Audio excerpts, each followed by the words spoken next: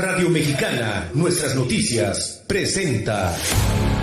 La reforma fiscal 2014 generó más daños. El decreto de beneficios para la frontera. La formalidad de las empresas es una tarea pendiente. La economía americana avanza. La proveeduría maquiladora sigue siendo el gran concentración de pendiente poder de mercado en México. La transparencia gubernamental continúa. No es nada personal. Nada personal. Son solo negocios. Solo Negocios Radio, las mejores entrevistas y análisis para lograr una toma de decisiones adecuada. Contáctenos. Correo electrónico. correo@solonegocios.mx. Página de internet. www.solonegocios.mx. Facebook. www.facebook.com/solonegociosmx. Twitter. @solonegocios. Y recuerde, no es nada personal, son solo negocios.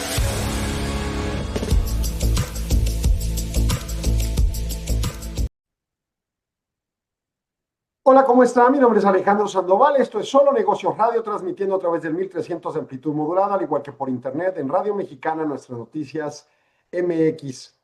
Y bueno, pues el día de hoy vamos a platicar de economía en función de la conferencia de prensa del Instituto Mexicano de Ejecutivos de Finanzas, que se llevó a cabo ayer, martes 21 de octubre. Y bueno, pues esta se basa, como usted sabe, en la encuesta que desarrolla en el Comité de Estudios Económicos, el IMEF, y luego se concatenan las ideas para construir no solo resultados respecto a las expectativas de proyecciones financieras específicas o macroeconómicas más bien, sino además sobre los elementos de coyuntura a comentar. Y bueno, empieza con los comentarios. Iniciando octubre, INEGI publicó su indicador mensual de formación bruta de capital fijo, o sea, la inversión privada, que para cuando se contabiliza el Producto Interno Bruto, pues es el eslabón desde la perspectiva de gasto, inversión privada. Este indicador mide la inversión pública y privada en construcción y en la adquisición de maquinaria y equipo de transporte. Cabe acotar lo que acabo de decir. Este es un indicador que incluye la pública y la privada. Ya cuando se va al PIB, solo se contempla la privada.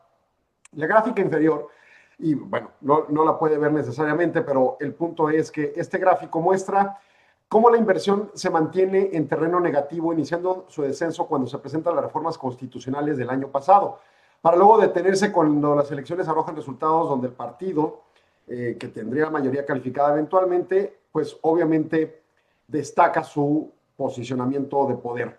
Y entra en terrenos rojos cuando las reformas son aprobadas del Congreso, precisamente en septiembre del año 2024. Y esto, bueno, pues en función de que todas estas reformas tienen una condicionante de acotamiento o restricción de mercados en buena medida, ¿no? Esta gráfica coincide con la que trae la encuesta de expectativas de economistas del Banco de México, en donde tiene la percepción de coyuntura actual para realizar inversiones por parte del sector privado, la página 20 de esa encuesta que está en el portal de Banco de México. El 43% de los encuestados cree que la coyuntura es un mal momento para invertir y el 48% no está seguro. Solo el 9% considera que es un buen momento de invertir. Entonces eso va decantando precisamente este escenario y contexto. La incertidumbre generada por estas reformas exacerba la política arancelaria con Estados Unidos y explica el crecimiento deficiente de la economía mexicana. Ciertamente habría pronósticos en su momento de recesión, no nuestros en IMEF, pero ciertamente se han llevado a cabo. Pero lo cierto es que el mal crecimiento económico destacado, bueno, pues sí se explica por estos dos vías. Reformas constitucionales y subsecuentemente las legales que están ocurriendo y reformas a la forma de llevar las relaciones internacionales por parte del gobierno de Estados Unidos, que además cabe mencionar no son reformas legales en Estados Unidos, sino órdenes ejecutivas que son como decretos presidenciales. Es evidente que el gobierno debe implementar medidas que eliminen esta incertidumbre y reactiven la inversión en dos frentes. Uno es la certeza de que el TEMEC tendrá una renegociación exitosa. Eso depende de muchísimos aspectos de nuestro país. El segundo es que las reformas promoverán inversión en lugar de alejarla. No se ha tenido éxito hasta ahora en ninguno de los dos frentes. Ni el gobierno mexicano ha permeado la idea de que vamos bien en los procesos previos a la iniciación de la revisión legal, pero que eventualmente sabemos todos va a ser renegociación del tratado y que en su caso pueda brindar esta certidumbre. Al contrario, pues hacen comentarios recurrentemente por, sobre todo, funcionarios de la Unión Americana, de escenarios que no dan pauta para comprender esa certidumbre. El 3 de octubre, por ejemplo, en un evento del Club Económico de Nueva York, el representante comercial de Estados Unidos Jamieson Greer, abiertamente mencionó, no tiene sentido hablar de la extensión del Tratado México, Estados Unidos, Canadá, o actualizarlo si México está incumpliendo en varios de los puntos. Unos días después, esta afirmación, el presidente Trump declara en una conferencia de prensa que está abierto a renegociar TEMEC o generar acuerdos individuales con Canadá y aparte con México, lo cual desalinearía el tratado y tendríamos tratados individuales. Estos comentarios abren la posibilidad de que Estados Unidos dé por terminado el tratado con el simple aviso legal que tiene que hacer conforme al propio Tratado México, Estados Unidos, Canadá, en donde se da aviso a la terminación, 6 meses después entra la cláusula de salida y en su caso se dan cierto periodo de tiempo, no tengo a la vista exactamente el dato, pero creo que son 6 años, para que se dé plenamente terminado el tratado. Paralelamente se pueden renegociar algunos otros, los bilaterales, y en su caso ir en pues, las vías correspondientes. ¿Es conveniente? Bueno, a saber, el Telecán ha arrojado buenos resultados. Énfasis marcado para México, pero por supuesto también para Estados Unidos y Canadá. No lo ve así el gobierno de Estados Unidos, y por eso esta postura de pretensiones bilaterales con el garrote, que son los aranceles, y con las amenazas que, por ejemplo, para los efectos de México son la designación de cárteles de la droga como organismos terroristas y los problemas migratorios correspondientes. Estas negociaciones bilaterales traerían implicaciones de presiones en donde los países, de nuevo, bilateralmente tendrían que aceptar condiciones que no necesariamente ocurrirían en tratado trilateral, aunque ciertamente cabe mencionar que en TEMEC se tuvieron que aceptar cosas bilaterales, como los mecanismos laborales de respuesta rápida que tuvo que aceptar México con ciertas dimensiones que no son aplicables para Estados Unidos o Canadá. Ahorita estamos también en el caso mexicano abiertos, incluso por ejemplo en ANADE nos han convocado a exponer ideas de qué llevar a la mesa de negociación. En mi opinión tenemos mucho que decir, poco que efectivamente proponer, porque ciertamente, aunque sean buenas propuestas, lo cierto es que la idea es ir a renegociar el TEMEC y sostener el tratado del trilateral.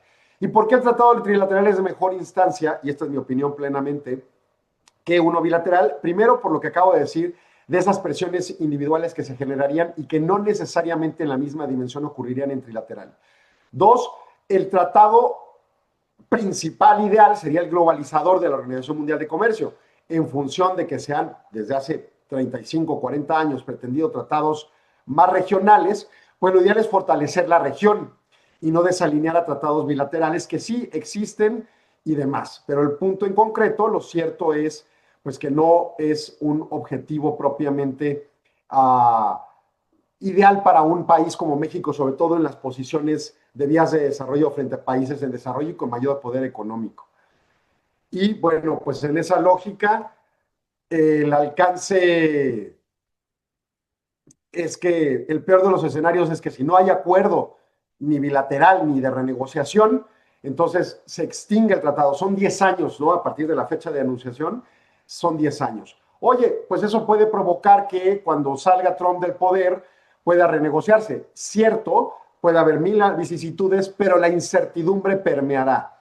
El impacto inmediato sería en contra de México, incluso con déficit fiscal, con el tema propio de calificación de deuda, con la salida de algunas inversiones, sobre todo las de vinculación manufacturera, en fin, muchas otras.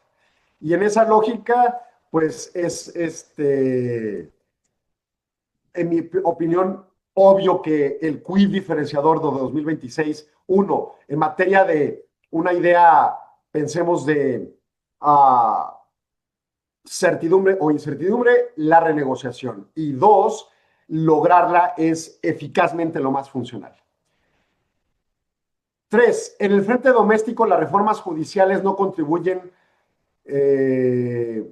un aspecto adecuado con respecto al contexto de mercado. O sea, no están dando la certidumbre. Lo hemos platicado desde su propuesta en 2024 y, por supuesto, su impulso con el resultado de las elecciones y luego ya el devenir de cada una de estas reformas constitucionales. Y luego, posteriormente, pues el alcance de lo que es el rubro, pensemos, de sus posturas legales y otras en donde el gobierno no ha tenido el ánimo de concluirlas. En esa lógica, por ejemplo, que no viene de reforma constitucional, pero que fue una iniciativa de la presidencia, la ley de amparo, que se acaba de aprobar, pues en un resumen puede concebirse como un debilitador del sistema jurisdiccional. Enfáticamente los temas de suspensión, interés legítimo, el alcance de lo que es el tema fiscal,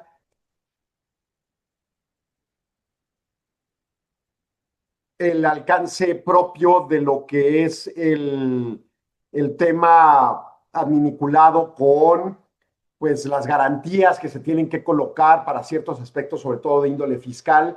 En fin, una serie de asuntos que, pues, obviamente traen implicaciones. De la iniciativa original se hicieron correcciones y también se elevaron algunos otros aspectos que provocaban ideas, por ejemplo, de aplicación retroactiva irregular, inconstitucional. Se supone que se corrigieron. El problema es que sí, el lingüismo que se deja en los plantados de los artículos, pues da pauta para interpretaciones jurisdiccionales que traigan sesgos. Y habrá que ver cómo eventualmente llega a la Suprema Corte con su estructura actual y las resoluciones que determinen, sobre todo en los asuntos que son ciudadano contra gobierno. En los asuntos que son incluso contra gobierno federal, incluso los asuntos que son ciudadano contra gobierno estatal o ciudadano contra ciudadano inmiscuido, por ejemplo, un juzgado en función de ciertas determinaciones o contra empresas que tienen carácter de autoridad para los efectos de amparo bajo ciertos criterios jurisprudenciales, pues veremos. Pero en lo de mientras va habiendo mucha incertidumbre en el contexto. Además, se hace una propuesta en la Ley del Sistema Nacional de Investigación e Inteligencia en materia de seguridad pública que obliga a las personas particulares en posesión de bases de datos a compartirlas con el Sistema Nacional como se define en la ley.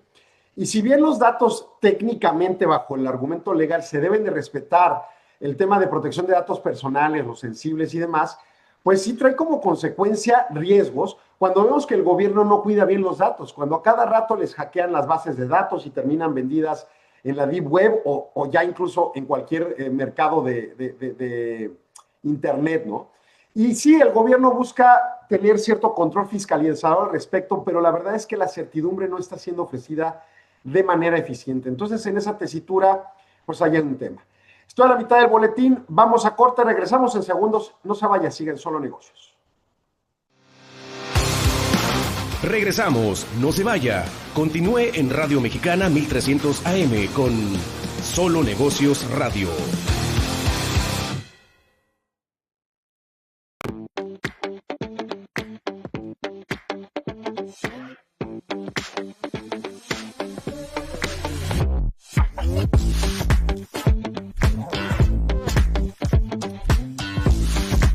Nuestro trabajo consistió en un análisis geoespacial para identificar los niveles de inclusión financiera a nivel municipal en todo el país.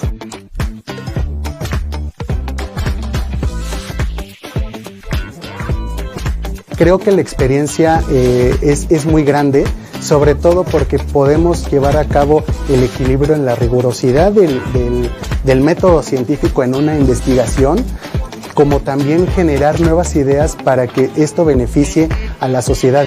El participar en este tipo de premios me ha acercado un poquito más a la comunidad de investigación, también saber las necesidades también por el ámbito empresarial y también el gubernamental, es decir, que la investigación tenga también resultados que ayuden a estos sectores para poder tomar decisiones.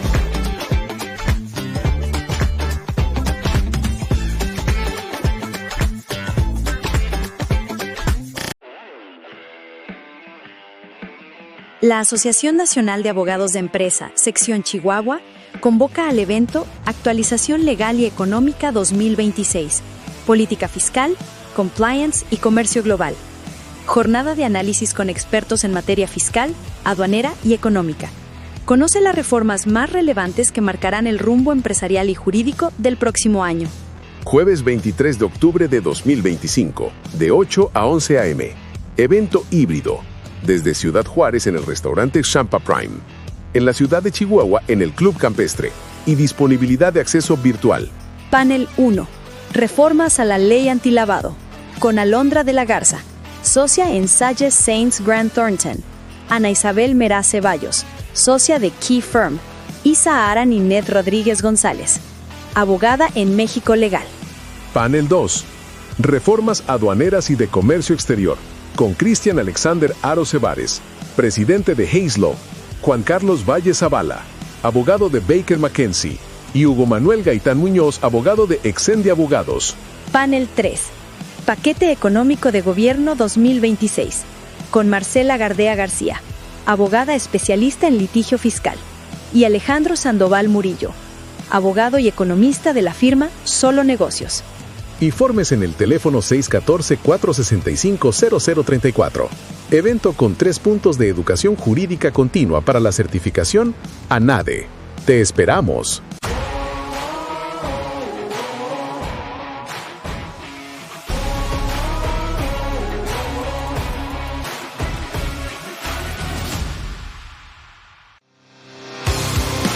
Continuamos en Solo Negocios Radio.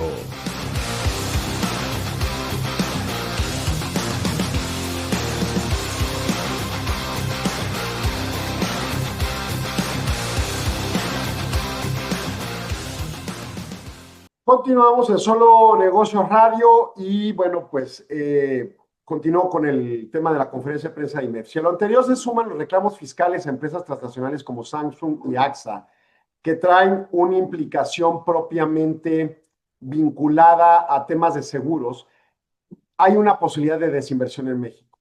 Y bueno, en el caso de Samsung no es por seguros, pero son interpretaciones sobre ciertos aspectos incluso de aplicación retroactiva que no necesariamente destacan algo positivo y que, de nuevo, con la conformación de normativas fiscales, ley de amparo, reforma jurisdiccional o judicial y en su caso la integración de la nueva Suprema Corte, pues no hay una buena vista hacia futuro. Aunque hoy hubo una resolución de la Corte en materia fiscal interesante, pero habrá que ver cuando lleguen los temas, porque esta de hoy fue contra impuestos municipales y ciertas perspectivas de doble tributación y otros aspectos irregulares, en su doble sanción o sanción irregular en contra de funcionario de empresa que no necesariamente esté vinculado a un acto ilegal.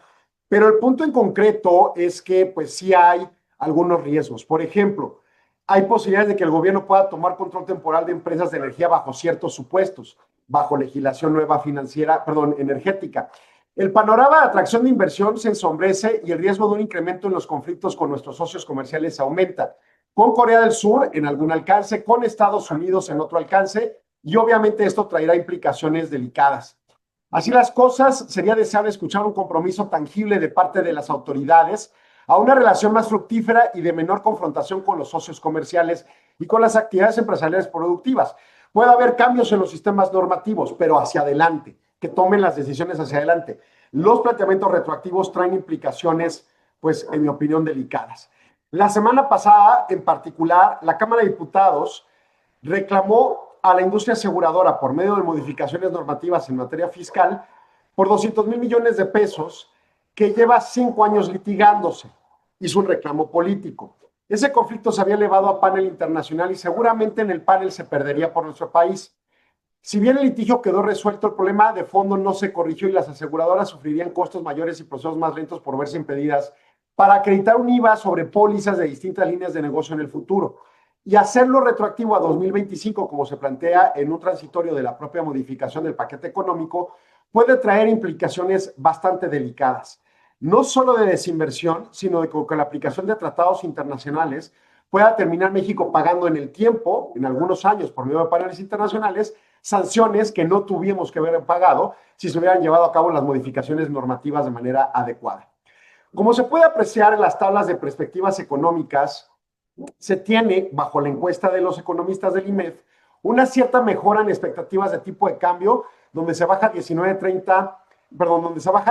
por dólar a finales de este año desde el 19.30 que se tenía el mes pasado, y una baja en la tasa de política monetaria, donde se espera que el Banco de México ya no llegue a 7.25, sino a 7%.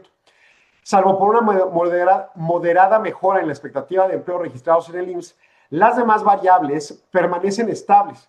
Para 2026 se observan cambios muy moderados en las variables y solo destaca una apreciación de 45 centavos en el tipo de cambio. Esperar que el finales de 2026 se cierre en 19.95. Para 2026 hablo. Eso en cuanto a perspectivas, ahorita damos lectura a las mismas. Desde que se dieron a conocer en otro tema Los problemas de Intercam, Vector y Cibanco se decretó hace unos meses la intervención gerencial por parte del gobierno y obviamente se esperaba el eventual cierre de las empresas. Bueno, Cibanco ya fue el primero en iniciar su proceso de liquidación, que inició el 10 de octubre pasado, y ya no operan sus sucursales. Con ello, los pocos clientes que quedaban se han visto impedidos para retirar sus recursos. Según la ley, los cuentavientes que tengan recursos inferiores al umbral de 400,000 UDIs, que son más o menos 3.4 millones de pesos, vamos a pensar en ahorros que se tengan en ese banco, el IPAB les va a responder y van a recuperar todos sus ahorros. Según la Comisión Nacional Bancaria de Valores, en Cibanco contabilizan los 99% de los ahorradores que todavía tienen su dinero ahí. Solo un 1% por ahí trae recursos superiores y no podrá aspirar a ese monto por arriba del umbral. En ese sentido, pues se activará el seguro, pero también se va a depredar el seguro en función de este problema externo y no por un asunto interno que haya ocurrido con el banco. Así que eventualmente tendremos que reanidar recursos al IPAB. Por los pocos clientes cuyos depósitos rebasan el límite deberán esperar el resultado de la liquidación de activos. No quiere decir que pierdan su dinero, pero ya que liquide IPAB, ya que solvente procesos legales, habrá que liquidar activos para desaparecer la empresa, para hacer la liquidación plena de la empresa. Y entonces ahí habrá que ver cuánto queda del dinero y ver si pueden recuperar algo de sus ahorros que tengan. Es un proceso jurídicamente muy lento y que pues seguramente brindará incertidumbre para esos ahorradores. La otra liquidación que procede es de los más de 3,000 empleados, quienes han manifestado encontrarse en incertidumbre plena. Es urgente que se pronuncie la Comisión Nacional Bancaria de Valores para mandar señal de que esas liquidaciones van a proceder conforme derecho de manera expedita y no dejar a la gente sin cumplimiento pleno de sus derechos laborales. Cabe mencionar que el cierre de Cibanco y lo que presenta la fecha Intercam y Vector son sucesos lamentables y que por su tamaño, si bien no ponen en riesgo el sistema financiero mexicano y su estabilidad, pues obviamente sí hay un dejo de problema al respecto. Vámonos a las expectativas. Y bueno, pues en el marco macroeconómico el crecimiento del PIB subió 0.5%. La inflación fin de año 4%. El balance público tradicional 4% negativo y la tasa de política monetaria 7%. Empleo en IMSS, cambio absoluto 160,000 puestos y el tipo de cambio 19 al fin del año 2025. Cuenta corriente 0.80. ¿Qué significa esto? Crecimiento de PIB 0.50% es un crecimiento sumamente bajo, cuando además el gobierno esperaba 2.5 para el cumplimiento fiscal, lo cual ha implicado tener que reducir gasto público, que a su vez disminuye el Producto Interno Bruto. Implica que no se genere el suficiente número de empleos para las necesidades naturales del país, de su crecimiento económico enfáticamente demográfico natural, o sea, jóvenes que entran a buscar trabajo y que pues no hay ofertado y al contrario se estaban recortando plazas. Aunque no resultaremos en negativo el empleo, ciertamente 160,000 empleos es muy poco a final de este año. Inflación 4%, ciertamente ya en el rango, pero todavía no en el umbral y además ya por mucho tiempo moviéndose alrededor del umbral, destacando que hay presiones sobre todo por la inflación subyacente que trae muchos conflictos por no tener un aparejamiento o una reacción obvia conforme lo que debería ser la política monetaria, que es las altas tasas de interés que hay, aunque vienen bajando, sigue siendo astringente la política monetaria. Y en esa lógica genera preocupaciones, pues que finalmente no haya efectividad de esa política y que las múltiples reformas políticas en México, reformas públicas, pues, leyes nuevas, y así como las implicaciones de las relaciones con Estados Unidos, estén generando presiones inflacionarias que sigan traspasándose a la parte subyacente. El balance público tradicional es el déficit público de nuestro gobierno total, 4%, logrando un hito importante respecto al casi 6% que fue el cierre de 2024, pero no logrando todavía la estabilidad hacia el 3.5% que puede implicar rescatar calificación de deuda. Las calificadoras están conscientes y saben que hasta 2026 se lograría, en su caso, y han postergado sancionar calificación este año. Pero ciertamente tienen la perspectiva, no necesariamente en el mejor de los casos, aunque por ahí alguna ya la haya puesto positiva. Se tiene que cumplir eficientemente el alcance. Tipo de cambio, como ya dije, 19 por dólar, está estable en mucho y funcionalmente por el tipo de cambio americano, que está con estas presiones de sus políticas públicas que a su vez afectan a la economía americana, pues depreciada la moneda americana y se aprecia la mexicana y otros pares como la lira turca, entre otras. La cuenta corriente, el déficit comercial, estable, debería rondar el 1%, es 0.80 la expectativa de IMEF, lo cual pauta también para pensar que hay una disminución de las importaciones conforme a la capacidad de compra de los mexicanos, que no necesariamente va siendo buena precisamente con el tema inflacionario. Y dos, pues una parte importante de la cuenta corriente, que es balanza comercial, pues también están afectadas las exportaciones mexicanas y las importaciones en función de los procesos maquila que están contenidos por la relación con Estados Unidos. Entonces, si bien no destaca algo erráticamente mal la cuenta corriente esperada, lo cierto es que sí está por debajo del umbral promedio de los últimos años, que es 1%, los últimos 40 años, ¿no? 35 años. Bueno, para 2026, crecimiento PIB 1.30%, inflación 3.80%, el déficit comercial 3.70, bajando un poco. Y luego tasa de política monetaria 6.50. También logrando bajar en función a que baje la inflación relativamente, aunque no se logre realmente una baja sustancial, ya estar más dentro del rango. Empleo en IMSS, 270,000 puestos laborales, tipo de cambio 19.95, que en ese alcance pues es sostenible una perspectiva de depreciación relativa, ¿no? Y finalmente cuenta corriente 0.90, más o menos dentro del rango 1% que es negativo y 0.80 que estaría 2025, pues ir mejorando poco a poco.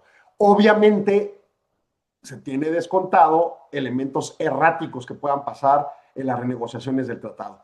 Así las cosas, pues IMEF hace un llamado al gobierno. Si el contexto es tan complejo, ciertamente pues necesitamos aducir a modificaciones sensatas para que los mercados no estallen en un sentido negativo y la economía se vaya a una situación grave con respecto propiamente a un contexto recesivo o detrimental de los alcances que podamos lograr para la economía de nuestro país. Es fundamental retomar la temática, sí, de Plan México, pero con mayor énfasis para brindar certeza con las normas.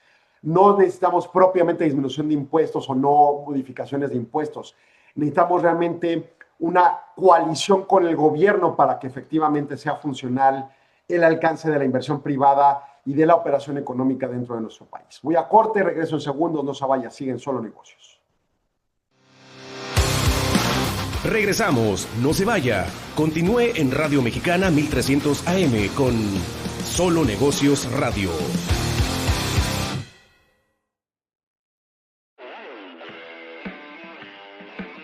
La Asociación Nacional de Abogados de Empresa, sección Chihuahua, convoca al evento Actualización Legal y Económica 2026, Política Fiscal, Compliance y Comercio Global.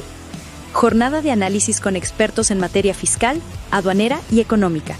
Conoce las reformas más relevantes que marcarán el rumbo empresarial y jurídico del próximo año. Jueves 23 de octubre de 2025, de 8 a 11 a.m. Evento híbrido. Desde Ciudad Juárez en el restaurante Champa Prime. En la ciudad de Chihuahua en el Club Campestre. Y disponibilidad de acceso virtual. Panel 1. Reformas a la ley antilavado. Con Alondra de la Garza, socia en Sages Saints Grant Thornton. Ana Isabel Meraz Ceballos, socia de Key Firm. Isa Ara Ninet Rodríguez González, abogada en México Legal. Panel 2. Reformas aduaneras y de comercio exterior. Con Cristian Alexander Aro Cebares, presidente de Hayes Law, Juan Carlos Valle Zavala, abogado de Baker McKenzie, y Hugo Manuel Gaitán Muñoz, abogado de Exendi Abogados. Panel 3. Paquete Económico de Gobierno 2026, con Marcela Gardea García, abogada especialista en litigio fiscal, y Alejandro Sandoval Murillo, abogado y economista de la firma Solo Negocios. Informes en el teléfono 614-465-0034. Evento con 3 puntos de educación jurídica continua para la certificación ANADE. ¡Te esperamos!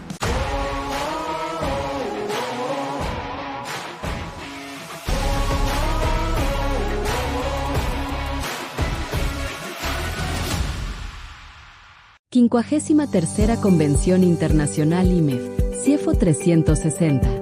El futuro de las finanzas y el liderazgo. En un entorno global desafiante, el rol del CIEFO está cambiando. Ya no basta con dominar las finanzas.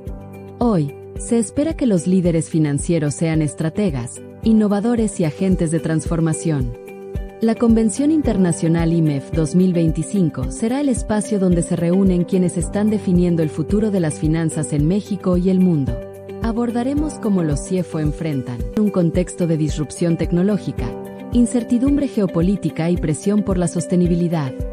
Hablaremos de inteligencia artificial, automatización, modelos de gobernanza resilientes y liderazgo con visión 360.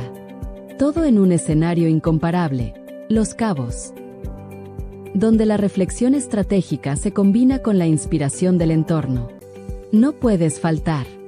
Quiero, merezco, necesito estar ahí. Nos vemos del 19 al 21 de noviembre en la convención IMEF, CIEFO 360. Regístrate ya en convención.imef.org.mx. Los Cabos te espera. El futuro también. Continuamos en Solo Negocios Radio.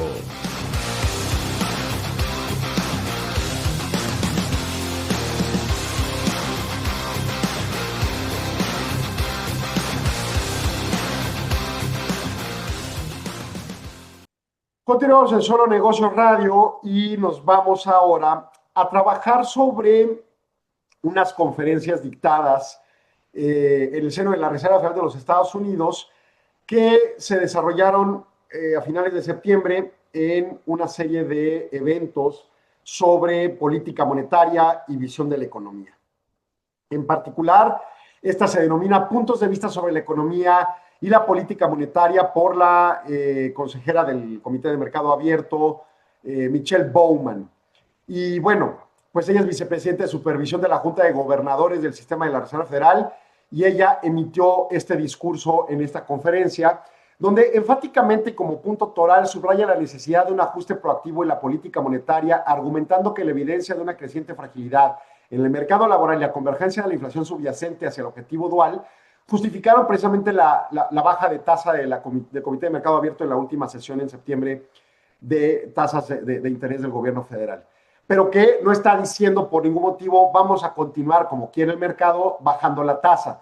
Hay un problema en la convergencia. Ciertamente se debilitó el mercado laboral y ante ello tomaron la decisión de bajar la tasa, pero ciertamente el problema inflacionario persiste y ante ello seguramente podrían decir no mover la tasa en la siguiente reunión o en un momento dado si las presiones inflacionarias siguen permeando sobre todo por los aranceles bajo la detección que hacen en sus estudios o cualquier otro efecto en la vinculación con la economía de Estados Unidos, pues no necesariamente ni siquiera dejarían de mover la tasa, la podrían aumentar de nueva cuenta.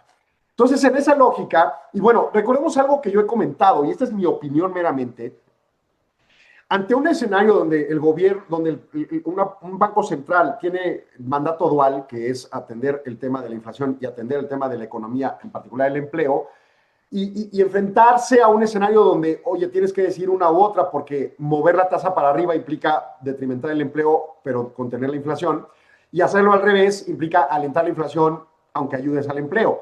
Pero hay un problema, una economía que crezca y se inflacione de manera excesiva, pues puede traer implicaciones hacia adelante de que decrezca rápido y la inflación se quede alta. Y eso puede traer gravedad. Una situación de desempleo puede solventarse en cierto alcance y aguantarse, sobre todo en países con las evoluciones laborales como los seguros por desempleo, en los alcances del empleo más formal que hay en la Unión Americana o de mayor jerarquía. Pero una inflación golpea a todos y siempre golpea al más pobre de mayor dimensión. Entonces, ante esa decisión, en la opinión de Alejandro Sandoval Murillo, siempre se tendrá que atender con mayor relevancia el tema inflacionario. No estamos en esa situación y la ponderación que a partir de las palabras formuladas por Jerome Powell en la conferencia de prensa luego de la decisión pasada de disminuir la tasa y de los análisis posteriores como este discurso de Bowman sobre el tema, te hace ver que sí tienen ponderado suficiente como para saber que no están entrando en una problemática que destape la inflación de manera grave, pero tienen un ojo al gato y otro al garabato. Tienen mucha atención sobre todas las presiones que eventualmente puedan causar las aranceles. Y en su caso, lo comentaba precisamente criticando uno de los aspectos comentados por Powell, que no es el único comentario. O sea, él dijo, una de las posibilidades es que los aranceles solo generan un impacto de aumento de precios de única ocasión, lo cual no significa un problema inflacionario, porque la inflación tiene que ser un aumento continuo en el tiempo. ¿Cuánto tiempo? Pues dependiendo del análisis y temporalidad que se haga. Pero si nada más pasa una sola ocasión, pues no hay problema. El problema es que si tu aumento de precios es en una serie de productos, tanto intermedios de cadena productiva como de productos finales, es poco probable que sea de única ocasión. Y lo saben en la Fed, pero no lo expresó abiertamente Powell en la conferencia de prensa. Y entonces ante ese riesgo es donde entra la posibilidad de que pueda pasar lo que en 2017 pasó en México cuando liberaron la gasolina, que dijeron es un producto, es de única ocasión el aumento. Pues sí, pero le pega por logística, por el uso de combustible para moverse en el país y mover productos, sobre todo a regiones como Juárez, tan lejana de los centros de producción, pues obviamente las implicaciones de ese incremento brutal en precios de gasolina, y entonces empezó a permear como un oleaje posterior en el resto de la economía y permeó un ciclo inflacionario innecesario por un error de medición de parte de la Secretaría de Hacienda en aquel 2017 cuando liberó precios, cuando lo había hecho en enero de 2016 y luego jugar con el IEPS de alguna manera. Pero bueno, la Fed ha dicho expresamente, creemos que puede ser de única ocasión, pero sabemos que puede ser más tiempo, entonces estamos atendiendo el asunto. Bueno, Bauman plantea, la decisión se fundamentó en esta discusión y en el cónclave de que todavía no hay un decantamiento pleno para concebir que hay un problema inflacionario grave con los aranceles. En su opinión, la relajación de la política monetaria mediante la reducción de la tasa debió haberse iniciado desde julio, que sabemos ha habido algunos puntos disidentes en las decisiones.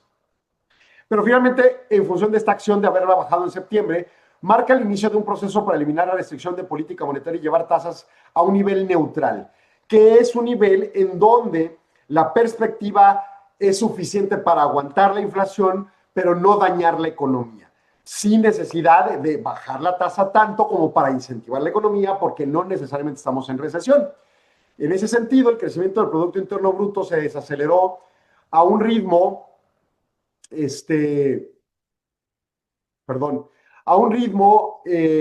durante la primera mitad del año, sobre todo por una moderación de gasto de consumidor reconocido y alguna disminución en inversión de bienes raíces residenciales y comerciales, pero lo sabemos muy bien que enfáticamente fue la alteración de importaciones y exportaciones ante la amenaza de aranceles.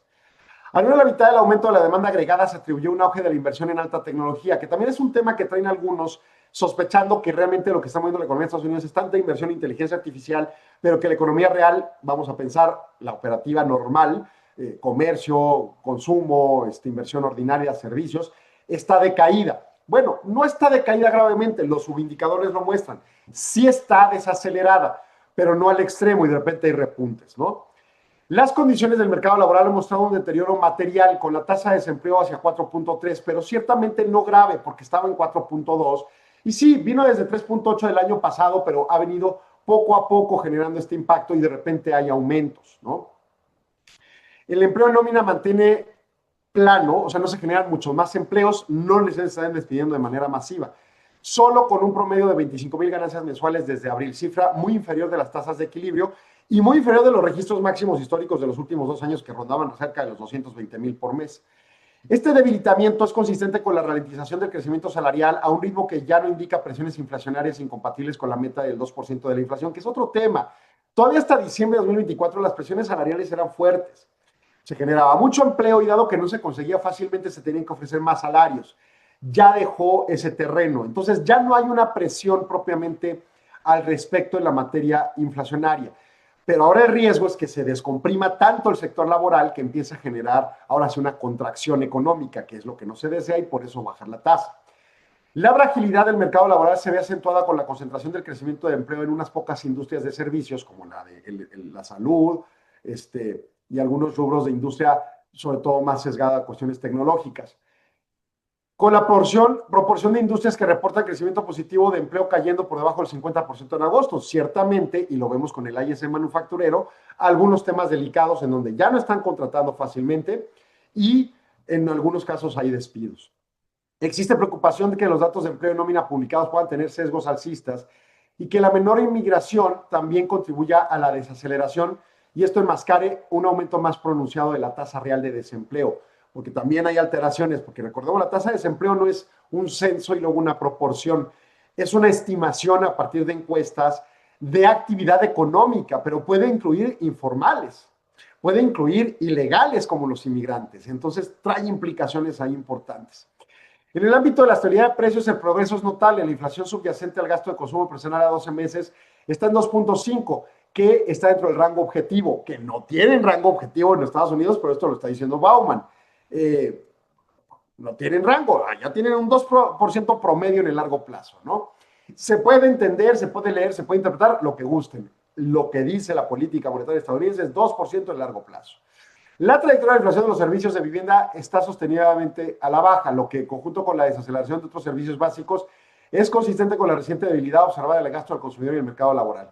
Los riesgos al alza para la estabilidad de precios han disminuido, ya que se espera que los aranceles impongan solo un efecto pequeño de corta duración en proveedores extranjeros que absorba parte de los costos.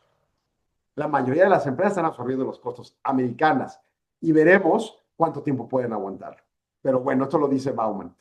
El foco de la política monetaria debe pasar de la inflación al mandato de empleo, dada la debilidad de la demanda agregada y la fragilidad del mercado laboral, para estabilizar las condiciones laborales de manera preventiva. La política monetaria debe ser proactiva y mirar hacia adelante, acomodando los choques de productividad que elevan el producto potencial y evitando la dependencia estricta de datos retrospectivos que inevitablemente dejen la política rezagada. Así las cosas, pues un planteamiento bastante claro de parte de Bauman, como uno de los miembros que toma decisiones de política monetaria, de que ella considera que ya está solventada la problemática inflacionaria con el elefante blanco en la habitación de los aranceles y que será absorbido el choque por los agentes privados. Veremos si tiene eficacia esto. Puntos conclusivos. La decisión de reducir tasa de fondos fue apropiada, pero debe iniciarse desde junio. Las condiciones económicas justifican un cambio de enfoque en la política monetaria a el apoyo preventivo del mandato máximo de empleo en la Reserva Federal.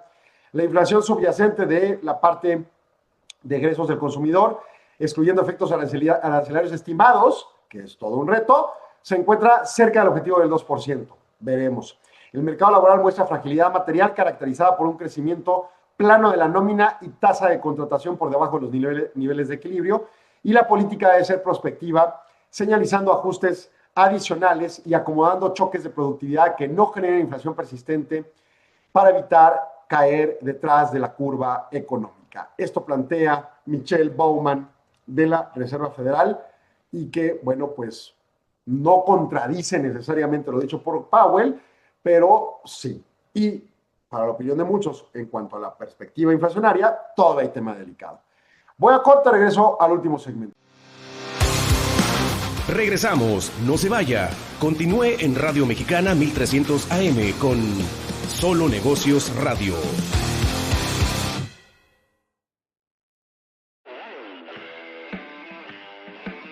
La Asociación Nacional de Abogados de Empresa, sección Chihuahua, convoca al evento Actualización Legal y Económica 2026, Política Fiscal, Compliance y Comercio Global.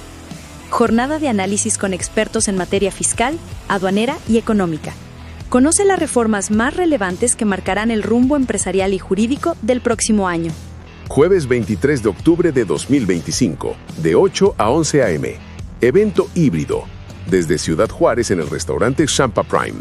En la ciudad de Chihuahua en el Club Campestre. Y disponibilidad de acceso virtual. Panel 1. Reformas a la ley antilavado. Con Alondra de la Garza, socia en Sages Saints Grant Thornton. Ana Isabel Meraz Ceballos, socia de Key Firm. Isa Ara Ninet Rodríguez González, abogada en México Legal. Panel 2. Reformas aduaneras y de comercio exterior. Con Cristian Alexander Aro Cebares, presidente de Hayes Law, Juan Carlos Valle Zavala, abogado de Baker McKenzie, y Hugo Manuel Gaitán Muñoz, abogado de Exendi Abogados. Panel 3.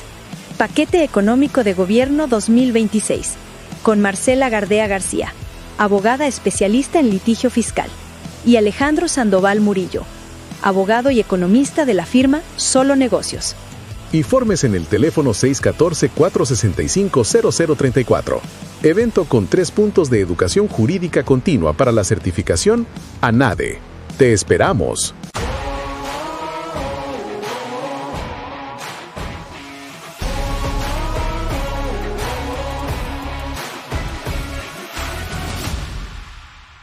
Quincuagésima tercera Convención Internacional IMEF, CIEFO 360. El futuro de las finanzas y el liderazgo. En un entorno global desafiante, el rol del CIEFO está cambiando. Ya no basta con dominar las finanzas. Hoy, se espera que los líderes financieros sean estrategas, innovadores y agentes de transformación. La Convención Internacional IMEF 2025 será el espacio donde se reúnen quienes están definiendo el futuro de las finanzas en México y el mundo. Abordaremos cómo los CIEFO enfrentan un contexto de disrupción tecnológica, incertidumbre geopolítica y presión por la sostenibilidad. Hablaremos de inteligencia artificial, automatización, modelos de gobernanza resilientes y liderazgo con visión 360. Todo en un escenario incomparable, Los Cabos, donde la reflexión estratégica se combina con la inspiración del entorno. No puedes faltar. Quiero, merezco, necesito estar ahí. Nos vemos del 19 al 21 de noviembre en la convención IMEF, CIEFO 360. Regístrate ya en convención.imef.org.mx. Los Cabos te espera. El futuro también. Continuamos en Solo Negocios Radio.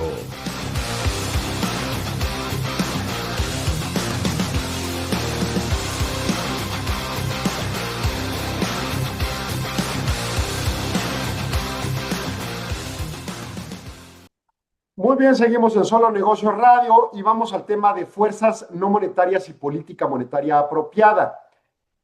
Y este es una conferencia brindada por Stephen Mayran, que es un nuevo miembro del Comité de Mercado Abierto de la Reserva Federal, nombrado por Donald Trump, y que en su caso, pues, plantea ciertos argumentos. Ahora, cabe mencionar, Mayran es una persona muy preparada, ya comentamos su perfil curricular hace unas semanas, pero sí tiene muy comprado el argumento de que los aranceles no necesariamente son dañinos y pueden ayudar a la economía de Estados Unidos. O sea, políticamente sí tiene un sesgo a favor de las perspectivas del gobierno de Trump, e incluso era parte del comité de asesores del propio presidente Trump, e incluso a mi entender persiste en la posición, algo que ha sido cuestionado de legalidad y de la necesidad de una independencia. También incluso hay quien discute si va a ser el siguiente presidente de la Reserva Federal, o incluso Bowman, con estos sesgos planteados como los que comenté en el segmento pasado. Bien, él presenta este discurso el 22 de septiembre y después expone un análisis crítico sobre la postura actual de política monetaria, argumentando que fuerzas no monetarias significativas, incluyendo los cambios en políticas fronterizas, fiscales, comerciales y regulatorias, han subestimado el grado de restricción de la política y sugiriendo que la tasa de fondos federales apropiada debería situarse sustancialmente por debajo del nivel prevaleciente. O sea, en su opinión, el planteamiento político del gobierno es el adecuado conforme a lo que el gobierno plantea y de alguna manera, lo he escuchado, infiere y es su responsabilidad. Permítanle ejercer conforme sus facultades sobre materia fronteriza, migración, fiscales, comerciales, aranceles y regulatorias internas, que es degradar mucho el tema de políticas de sustentabilidad. Y en su caso, plantea ante esto, en donde se le, de alguna manera dice, denos un voto de confianza, la política monetaria está muy por arriba de donde debería estar. Esa es su perspectiva. La perspectiva del autor se distancia de los otros miembros del Comité de Mercado Abierto, que considera que la política actual es muy restrictiva, este autor Mayran, y plantea riesgos materiales para cumplir el mandato del empleo de la Reserva Federal, a pesar de que el compromiso se pueda cumplir del tema inflacionario. Para determinar la política monetaria apropiada, el análisis emplea el marco de la regla tipo Taylor, que evalúa tres variables clave: la inflación, el interés, la tasa de interés neutral y la brecha de producto. Él enfatiza que las rápidas variaciones de la tasa de interés neutral, una variable no observable que equilibra el ahorro y la inversión, a menudo se subestiman, lo que incrementa el riesgo de errores de la política monetaria cuando las estimaciones se basan en datos históricos. Empezamos una discusión muy interesante en materia macroeconómica teórica. Y no entro en el tema técnico, pero el punto es que de alguna manera hay muchos críticos que plantean que analizar lo histórico y sobre eso decidir no tiene sustancia porque no se entienden los advenimientos nuevos. Por ejemplo, está la pirámide de Maslow, no, perdón, válgame, se me olvidó el nombre del economista de allá del siglo XIX, XVIII, que planteaba que la humanidad iba destinada a la desaparición, a la hambruna, porque la población crecía geométricamente y los alimentos crecían aritméticamente, o sea, 1 más 1 más 1, y la población, pues, de una manera sustancialmente exponencial. Y entonces, ante ello, pues, iba a acabar la capacidad productiva. Nunca tomó en cuenta el advenimiento de la tecnología y los avances evolutivos para poder producir de manera más amplia los alimentos y de manera más eficiente, ¿no? Bueno, es algo a lo que aduce más o menos Mayran. Dice, oye, estar analizando y solo basarse en las tendencias históricas inflacionarias no es suficiente para poder medir adecuadamente la tasa neutral y, en base a la tasa neutral, apuntalar la tasa de referencia de la Fed a esa tasa neutral. Él señala, en cuanto a la inflación, el enfoque se centra en los componentes de vivienda, los cuales tienen una ponderación significativa en los índices tanto de precios de consumidor en sus gastos y en la inflación general del consumidor. Se argumenta que el desfase temporal entre las nuevas rentas de mercado y la inflación medida por los alquileres ha concluido. Por lo tanto, se proyecta que la inflación de los alquileres disminuya rápidamente en el rubro de la inflación general y sea sustancial la disminución, con expectativas por caer debajo del 1.5 hacia 2027. Ese efecto desinflacionario se atribuye en parte a los cambios de política migratoria, con la expectativa de que el efecto neto de la reducción en la población conduzca a una disminución de 0.3 y 0.4 puntos porcentuales de la inflación más importante para la Fed, que es la PCI, que es la inflación del consumo de los hogares. Está parametrizada diferente que la inflación general. En México no tenemos uno similar.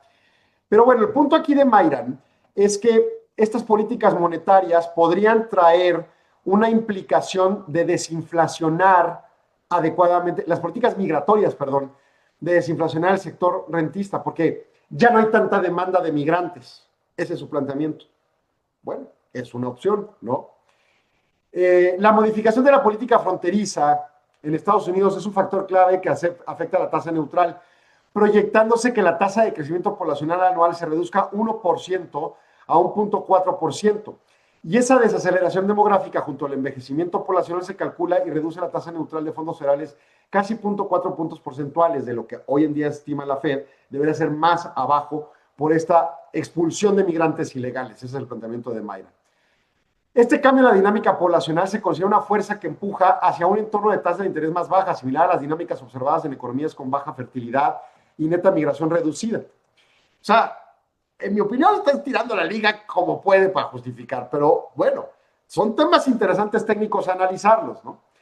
La política fiscal y comercial también ejercen presiones a la baja sobre los aranceles, sobre la tasa neutral. Se estima que los ingresos arancelarios reducirán el déficit presupuestal, o sea, el pago de los aranceles, suponiendo que se siguen pagando, porque se sigue importando esos productos, porque muchos de ellos no se pueden producir en Estados Unidos, va a sustentar el presupuesto gubernamental y con eso disminuir el déficit de la deuda pública, que está creciendo todavía más este término presidencial de Trump, ¿no? Y entonces, bueno, pues eso ayudaría a un ahorro nacional. No tengo idea de cómo puedas lograr esos números, pero esa es su opinión. Este aumento del ahorro nacional se proyecta reduzca la tasa neutral en medio punto porcentual. Las garantías de préstamos de países de Asia Oriental acordadas a cambio de techos arancelarios bajos representan también un incremento exógeno en la oferta de crédito, lo cual calcula reduciría la tasa política neutral en otras 2 décimas, que ese sí es un tema importante.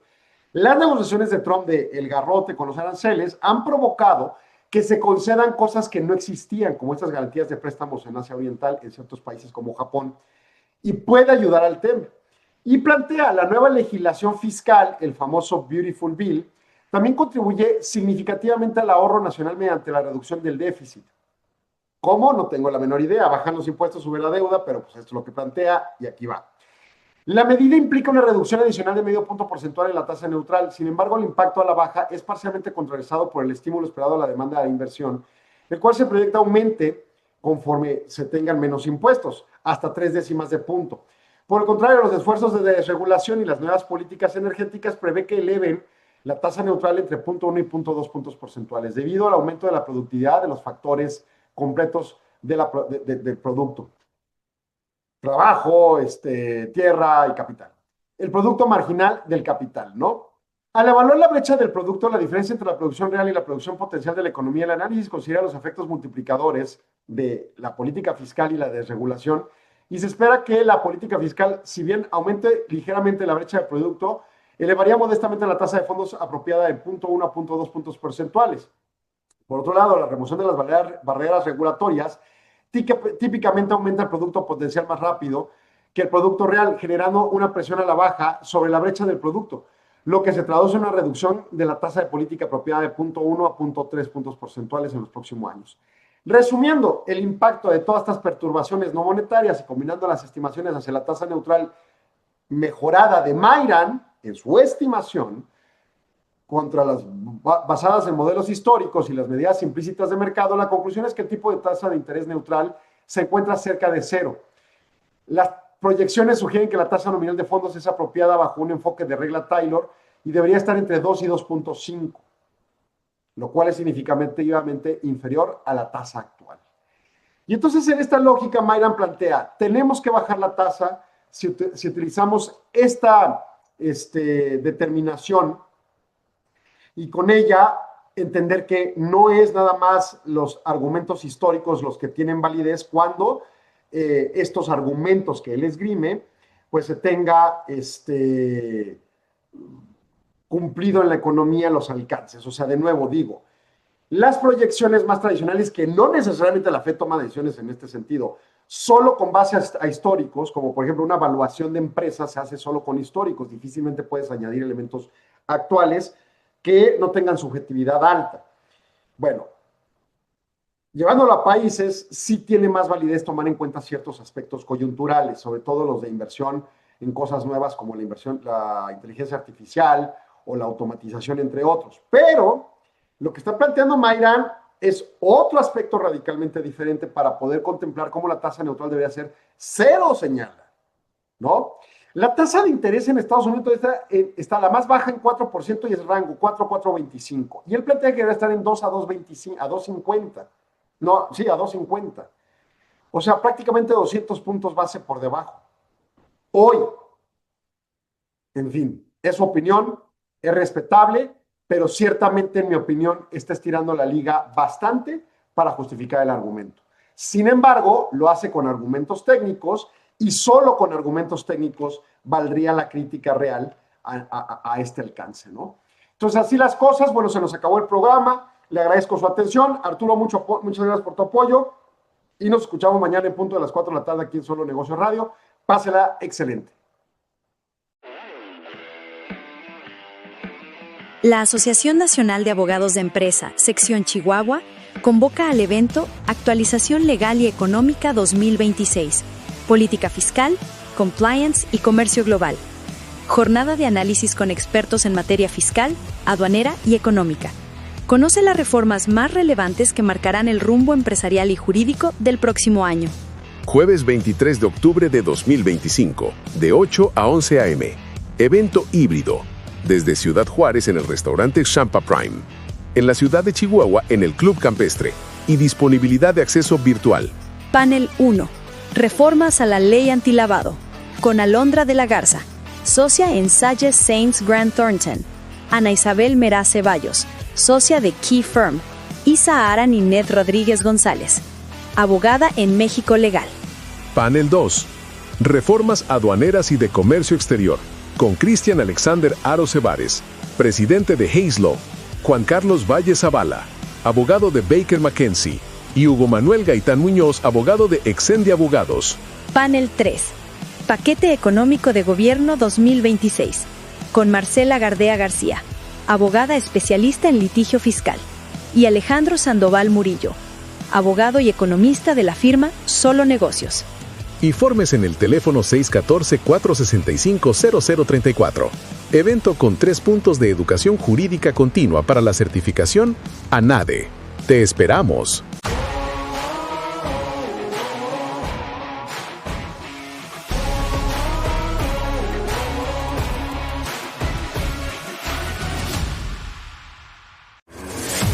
Agradecemos su atención. Nos escuchamos de lunes a viernes de 4 a 5 p.m. a través de Radio Mexicana 1300 AM. Contáctenos. Correo electrónico. correo@solonegocios.mx. Página de internet. www.solonegocios.mx. Facebook. www.facebook.com/solonegociosmx. Twitter. @solonegocios. Y recuerde, no es nada personal, son solo negocios. Radio Mexicana, nuestras noticias, presentó.